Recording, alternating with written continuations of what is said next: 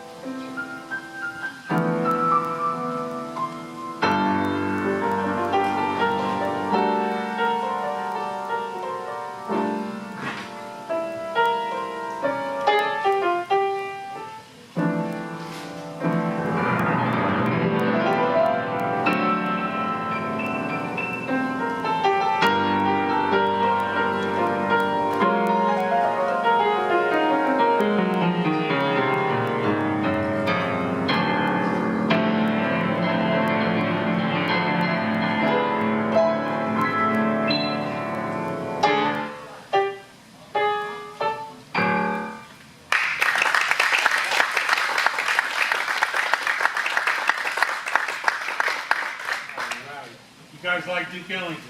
Yeah. All right, that's great. The funniest thing happened to me when I was a kid. I thought it was pretty funny at the time. My mother was waiting for my dad. We were talking to this mic at Cooper Union, where he was working on his degree in chemical engineering. And we're waiting in this coffee house, and this enormous, gigantic person comes in with this enormous musical instrument in a big leather case. And of course, I was not a shy kid. And I went right up to him and said, "Wow, that's a big guitar." Not knowing exactly what it was. And he said, "Young man, this is a bass viol." I said, "A bass viol?" He said, "Yes." And he said, "Well, can I see it?" And he pulled it out of the elaborate leather case. And it was incredible. It had a lion's head carved on top of this bass. It was unbelievable. And he said, "Have you ever seen one of these?" And I said, "No, sir." And he said, "Well, come over here. There's a part of the bass from the bridge down to the tailpiece where the strings." He says, "I want you to pluck on this one, on the G string." So I said, "Just like this, bung, bung, bung, bung, bung." And so I started, playing on the bottom of the bass. That's all I was only about this high, so I couldn't really reach any higher. And he started playing with me, playing a song called Haitian Fight Song. And that was my first exposure to the upright bass. Subsequently, we became pals. And I knew him through his first wife, Celia, second wife, Judy, and last wife, Susan. And I brought him to Atlanta posthumously after we brought Sue Mingus and brought the Charles Mingus Big Band here. And then I had an opportunity to play with him in Portland, Oregon, when he was already very ill with Lou Gehrig's disease. Anyway, this is a tune called Nostalgia in Times Square by Charles Mingus. And it brings back very fond memories of me as a kid in New York, running into these legendary jazz musicians, Thelonious Monk, John Coltrane, people like that, only because my dad and my grandfather were involved in that recording business. Anyway, this is a little bit of Nostalgia in Times Square.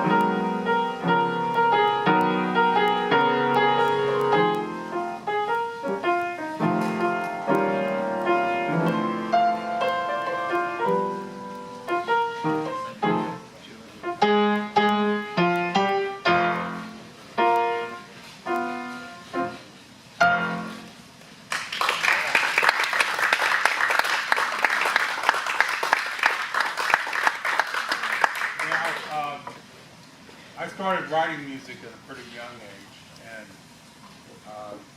when I was 15, I had the privilege of studying with some great mentors and teachers at the New School of Social Research at NYU in New York City. And I was real interested in recording and recording technology, so I stuck me with a guy named Eddie Kramer and another guy named Quincy Jones. And wow, you couldn't get into the stratosphere quicker than that. And so I was an assistant on some of these recording jobs, setting up microphones and music stands and chairs and stuff like that, and then sitting there and watching the magic unfold. So they asked me when I was a young teenager to start writing some of my ideas down. And this is a piece I've been working on for 55 years. And oh, the telephone. The band must have arrived. Oh, no, that's the alternate band. Let me turn this thing off. About 55 years ago, I was real interested in something called 12-tone music. Weyburn and Altenberg and these. Oh gosh. Let me turn this thing off. All right, so and it was very interesting that how you could make music with using all 12 tones. So the piece was originally recorded with the group Weather Report, and the name of it was called Orange Lady. And then later on it was recorded on a record called Blues for Allah by the Grateful Dead, and it was called the Weather Report Suite. I've never quite totally finished it, but it's as finished as it's ever going to be at this point. So the official name of it is the Sunflower Suite, and this is the world premiere. Ha!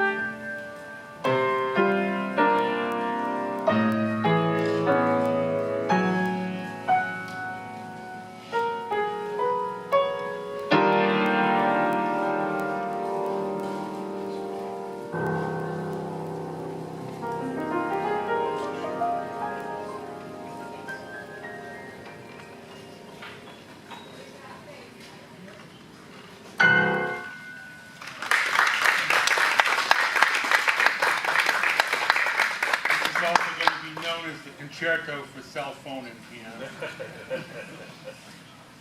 Anyway, I moved around the country a bit. I lived in Ohio, in Yellow Springs, Ohio, at Antioch College. And I got to play bass, upright and electric bass, with an iconoclastic, incredibly one-of-a-kind piano player named Cecil Taylor. And Cecil had a black music ensemble and a quartet, and it was incredible. He refused to do anything that maybe you'd heard before.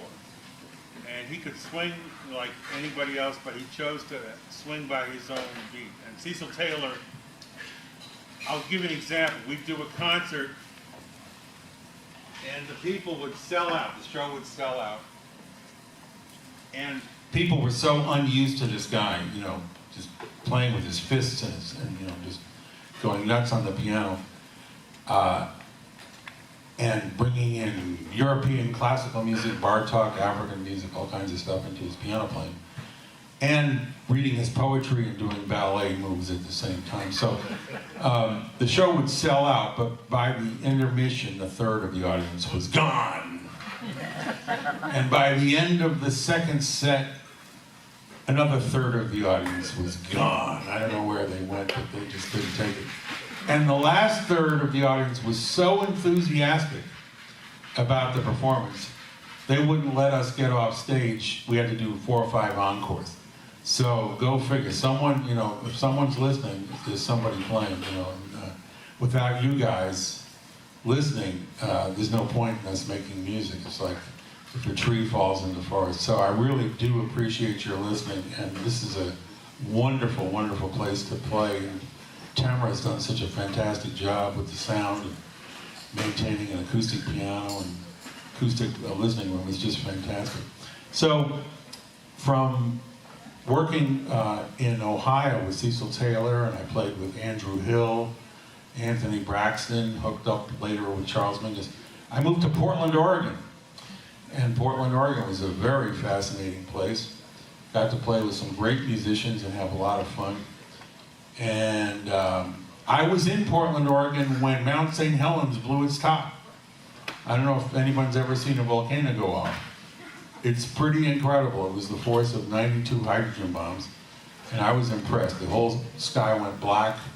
Trees for 300 miles were knocked down, and it really knocked me out. And I wrote a piece called Volcano with 6 songs, and I'm going to play a few of them for you now. Bits and pieces of it. And this introduction, don't get afraid, this is a volcano going off pianistically. And it was, the same part was used twice again in the movie business. If you saw The Preacher's Wife, anybody see The Preacher's Wife? With Whitney Houston and Denzel Washington. When Gregory Hines is about the evil guy's real estate guy's gonna take over the church, this is the same piano part you hear when the piano goes crazy, because the piano goes nuts. And then the same piano part was used again in a movie and a play by August Wilson called The Piano Lesson. And when they're exorcising the ghost of the former slave owner who owned this piano, you hear the piano go nuts again. So the piano's going to go nuts for a little bit, and it's going to calm down. Anyway, this is called St. Helens.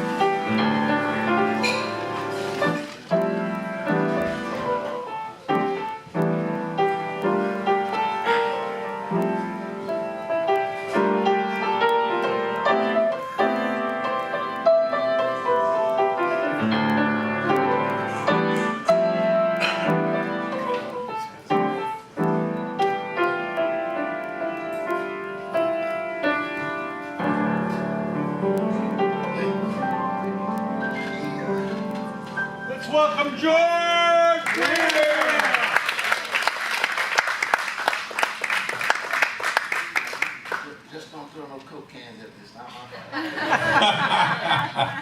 I have a can of corn for your corny jokes. I don't have any more of those. Anyway, George Greer is an outstanding musician.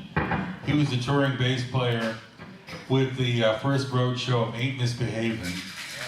He was a bass player and contributed to the great Johnny Taylor and Teresa Hightower and many, many other musicians. So let's give him a big, warm Atlanta welcome from Detroit, Michigan, George Greer. He wants an E. Would somebody give him an E, please? Is Al here yet?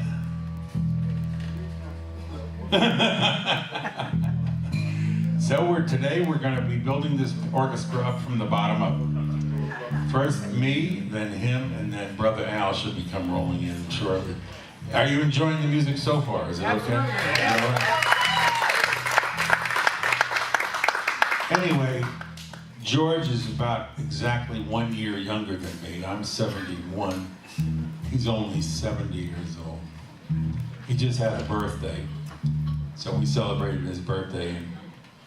And anyway, I've known him for close to 50 years, and there's only one George Greer. There's never going to be anything remotely like George Greer. And in honor of his uniqueness, because there's nobody like George, we're going to do a song called, and we actually had alternative lyrics to this song. The name of my 9-piece band is called the Gnus, G-N-U-S. Available now at Barnes & Noble. The triple CD just came out. Gnus, G-N-U-S. And so James Martin, who used to play drums with me, me and Neil Starkey and James used to play at Bert's Place at the Omni for 3 years. And if you knew James Martin, he was the drummer with Dexter Gordon and Woody Shaw and a lot of great people. He would try anything to try to crack the piano player up. And he often succeeded because he sat his drums right in the crook of the piano. And whatever song I pulled up, he had alternative lyrics to this song. So the name Gnus comes from his alternative lyrics for There Will Never Be Another You. So it goes like this: hair will never leave a mother gnu. Because its male pattern baldness makes your hair fall out like it do. And when it starts to come out in clumps, and when you see you ain't got no bumps, hair will never leave a mother gnu. So, I mean, it gets worse. I mean, you know, George knows about this guy. He was notorious. Anyway, he passed away just a couple of years ago. He was down in Florida. One of the greatest drummers ever played with is James Martin. Anyway, this is Hair Will Never Leave a Mother Gnu. You don't see any bald, gnus. James, you are killing me. Thank you, Tamara.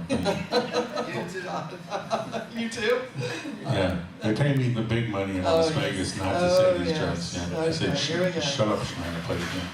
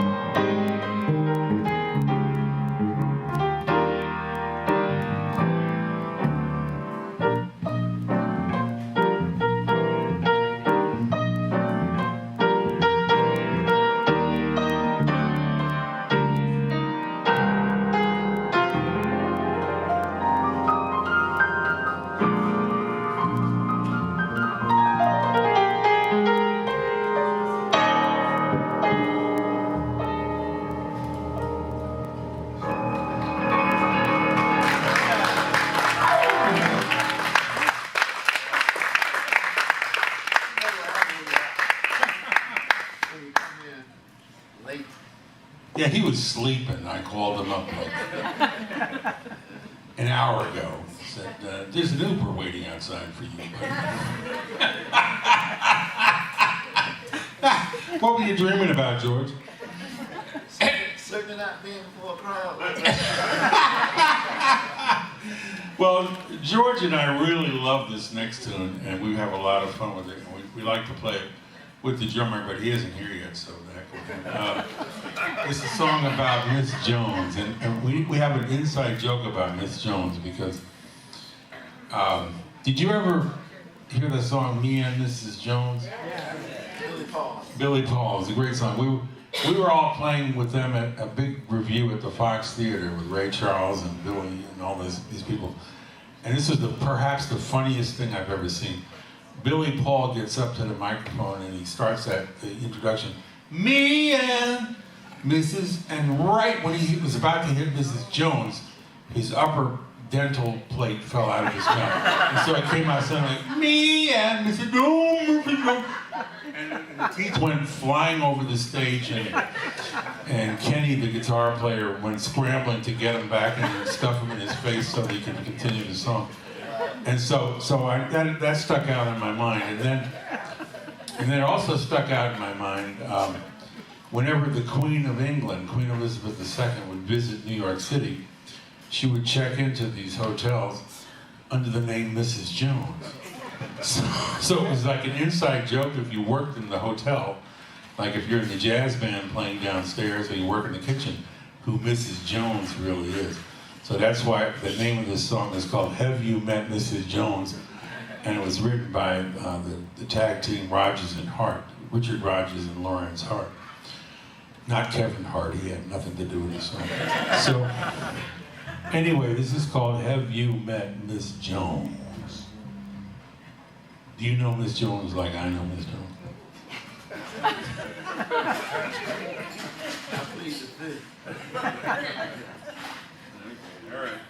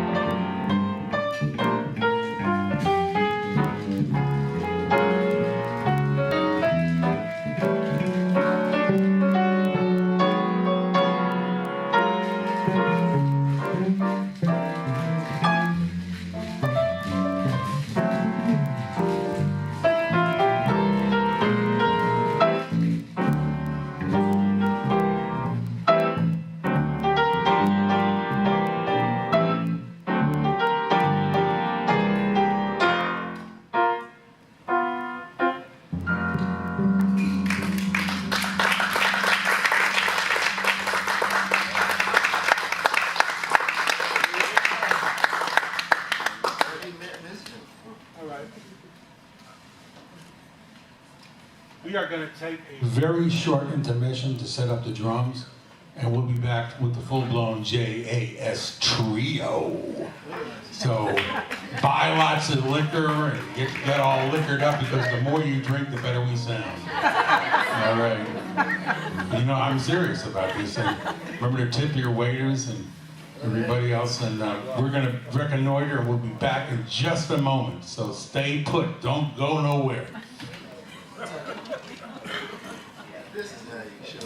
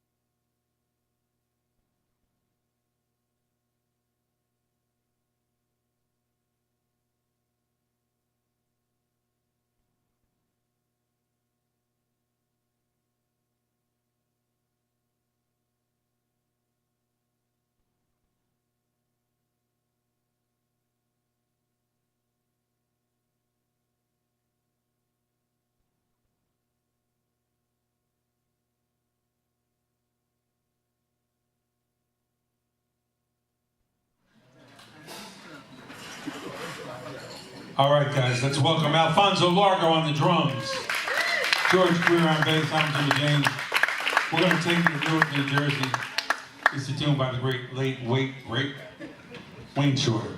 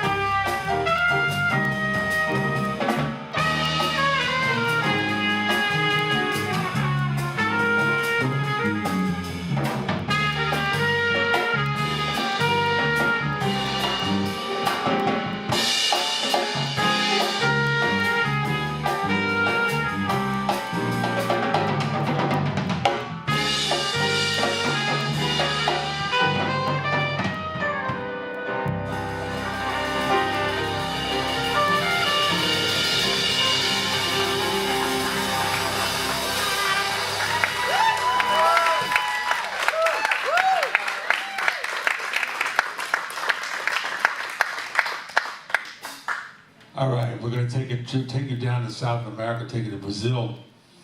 A lot of people don't know this, but the very, very first color movie with stereo sound was made in Brazil. It was made about this time of the year, in the time of the carnival.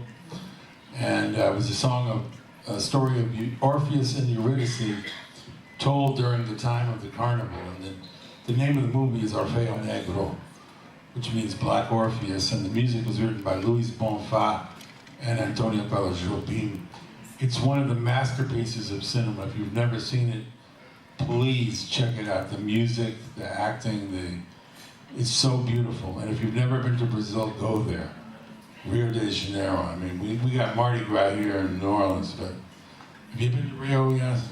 Yeah, one time. Yeah, you didn't want to come back, did you? I did not want to. Anyway, we're going to do a short medley of tunes from this movie. The first tune is called Manhã de Carnaval, the morning of the carnival. And the second tune is called Samba de Orfeo. And you must play this song. If you see them, I'm not going to ruin it for you, but if you don't play this song, the sun is not going to come up. I'm just telling you, you know. I mean, Orpheus went to a lot of trouble to make sure that you play this song. So we're going to do it. We want the sun to come up tomorrow. Before you get started, I want to introduce to you in the impromptu Saturday night band here at the Velvet Note. And straight from the Arby's drive-thru. Saturday night. The great It's Sunday Night Live. Yamin Mustafa on trumpet.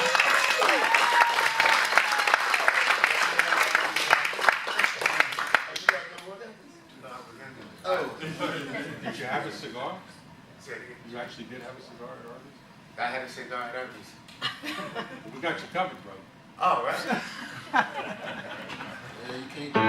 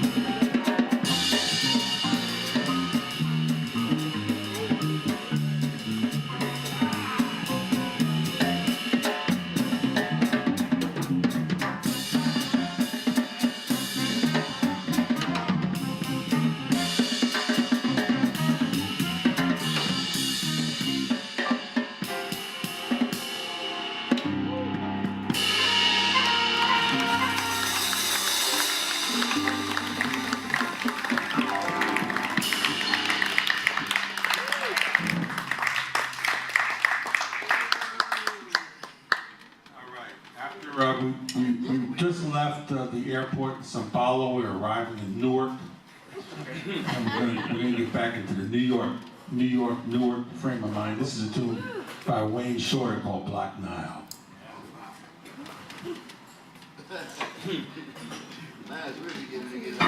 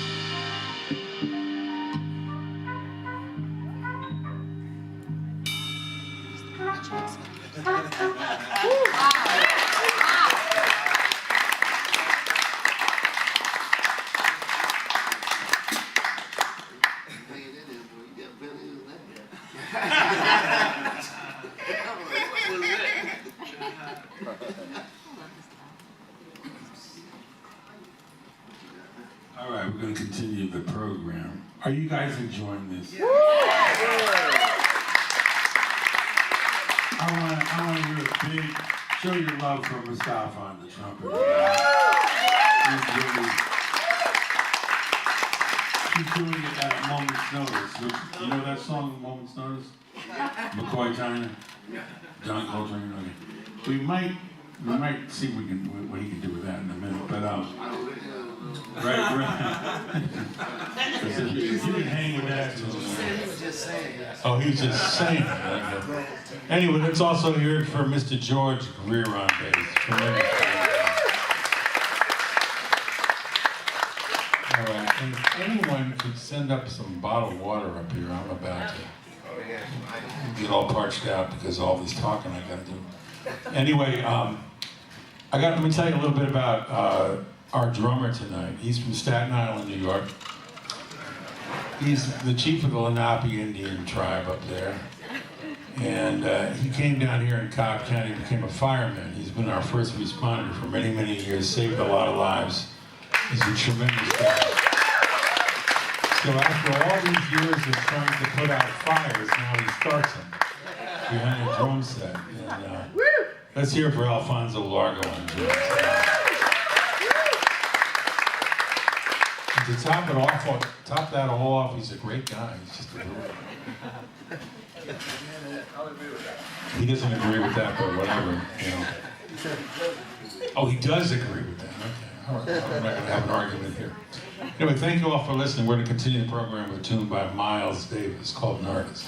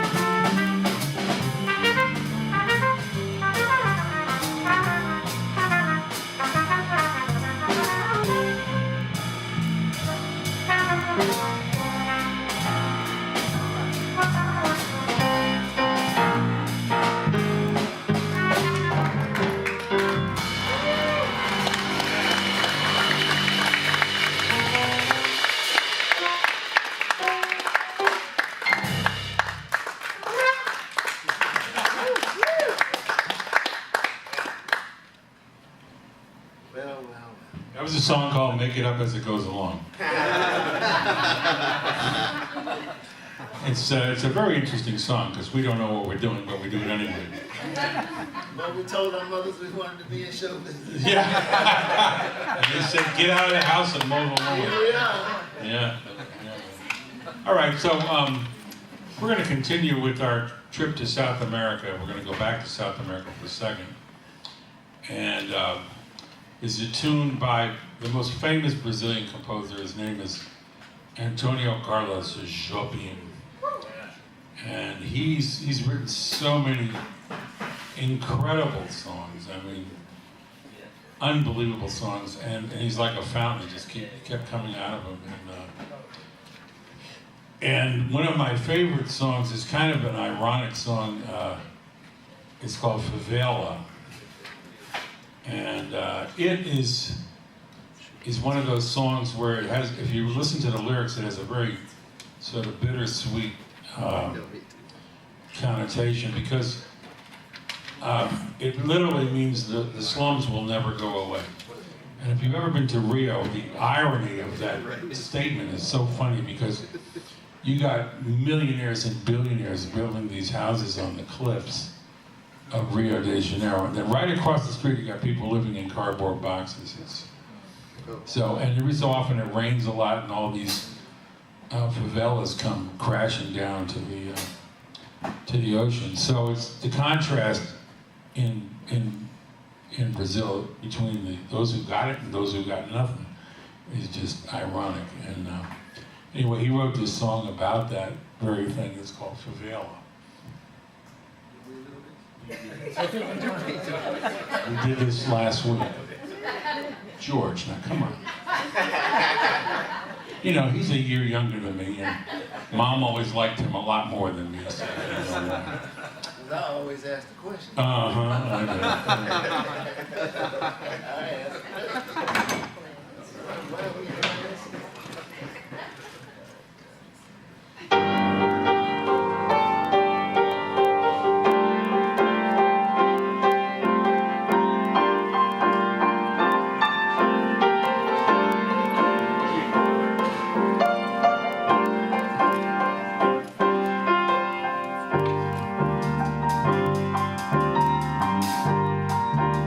Thank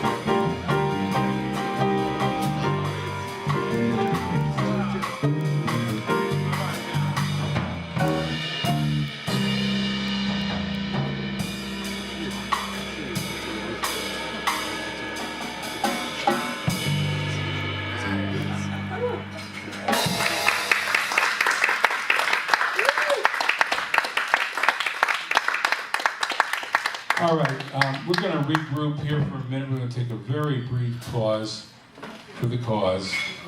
So please tip your waiters, waitresses. Put all your disposable income in that jar up there. His name is Fill Me Up. And once again, this is George Greer, Alphonse Largo, and Mr. Mustafa on the trumpet. Thank you very much for listening. We'll be back shortly.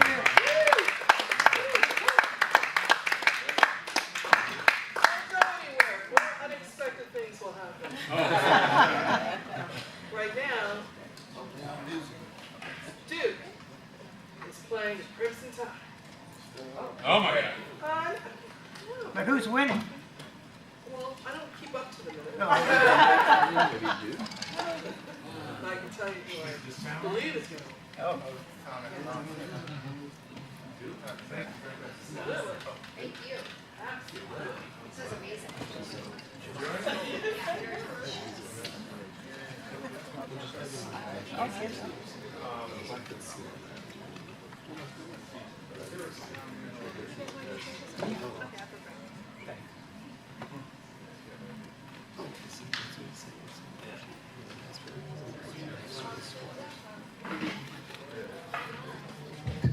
Did I tell you about our wine selection of the month?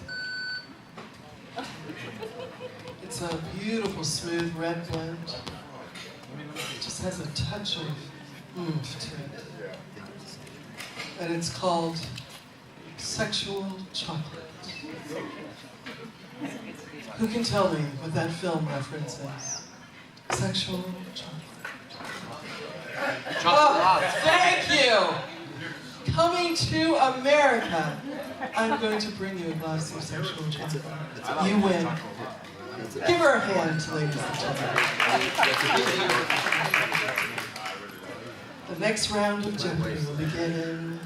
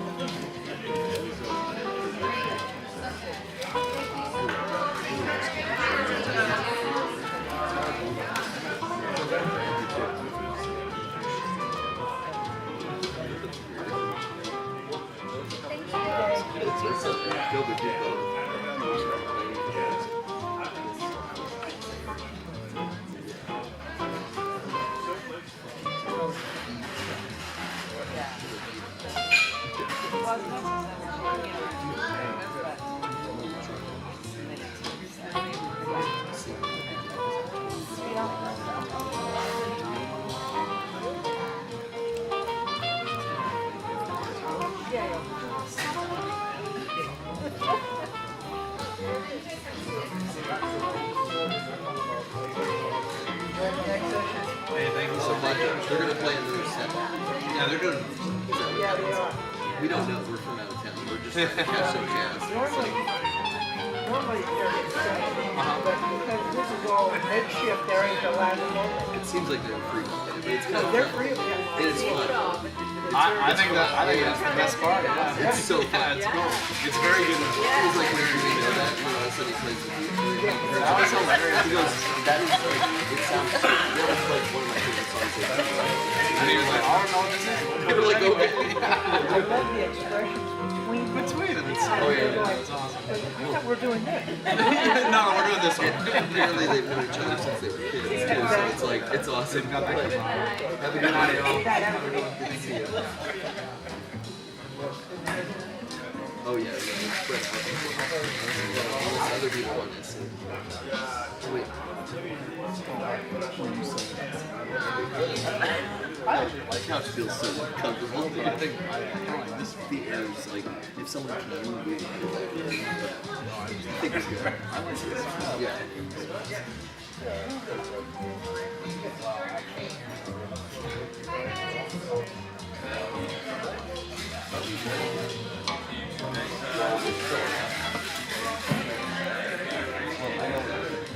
There's like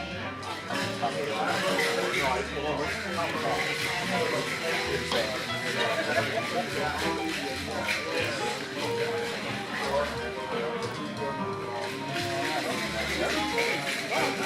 is good till beyond.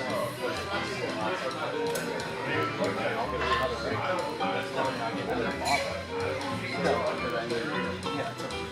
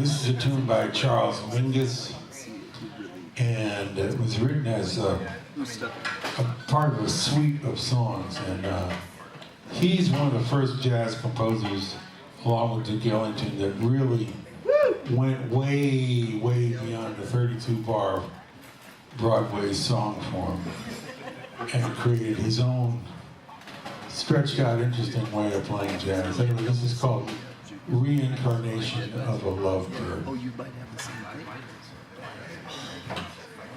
So good. Dude.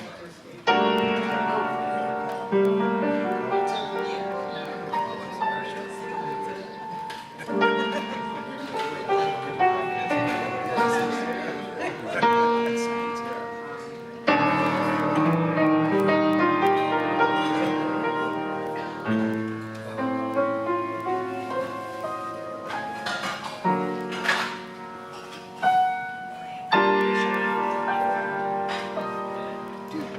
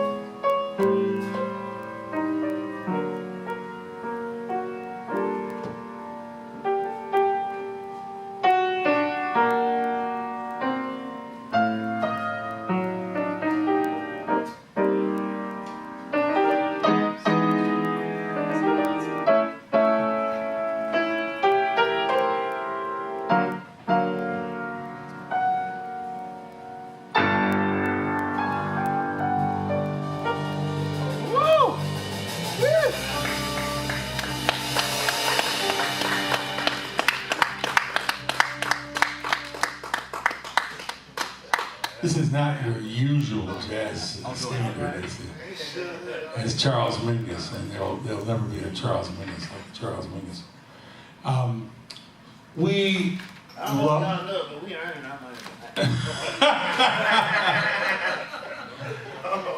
We like to dance around the American songbook and play some of the tunes you might be familiar with, and some of the more obscure tunes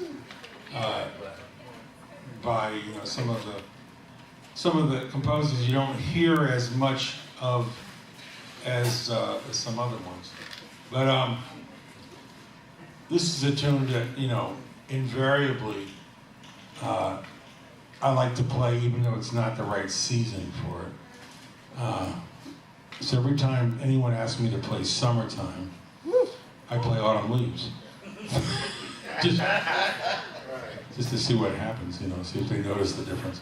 But this is a tune written by Johnny Mercer, and it's just a great song, and it's called Autumn Leaves. We like to jam on this one, don't we? Yes, we are. Oh, dude, yes.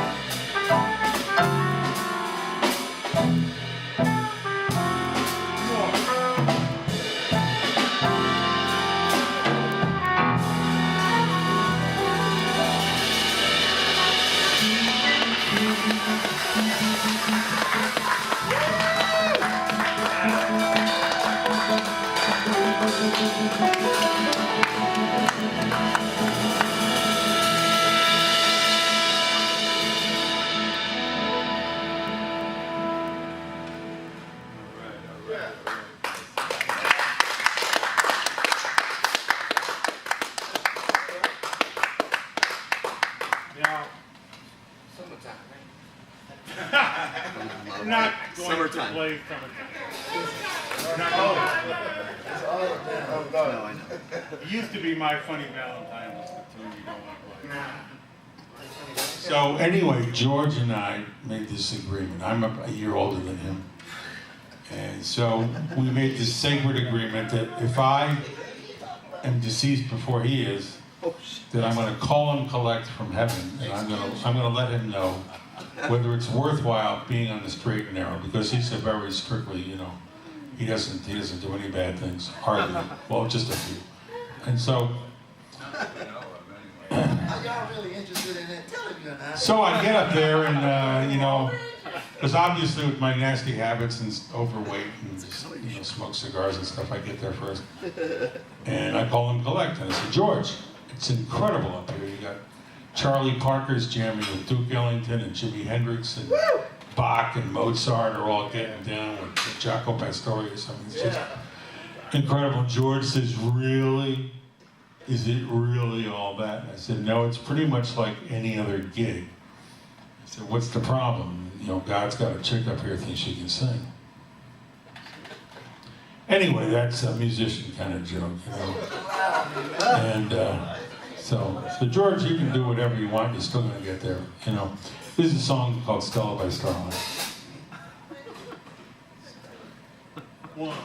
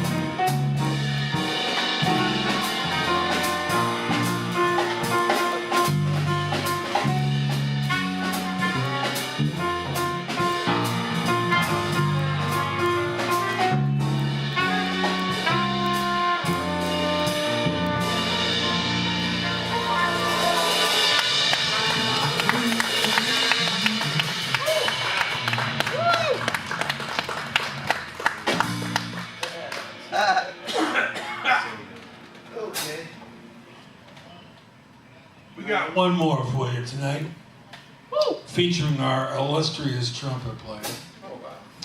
Are you illustrious? Sometimes. Okay, well, Definitely. this is sometimes illustrious. Oh my gosh. They talk funny down there in Miami. This is a song about sheets and pillows and pillowcases. It's called Satin Gown. It's by Duke Ellington. However, his running partner, Count Basie, also used to play this song quite a bit. So, Louis Armstrong, Duke Ellington, Count Basie changed the world. I'm just saying, you know. We taught the world how to swing. This is our last tune for the evening. It's called Satin Doll. 1, 2, 1, 2, 8,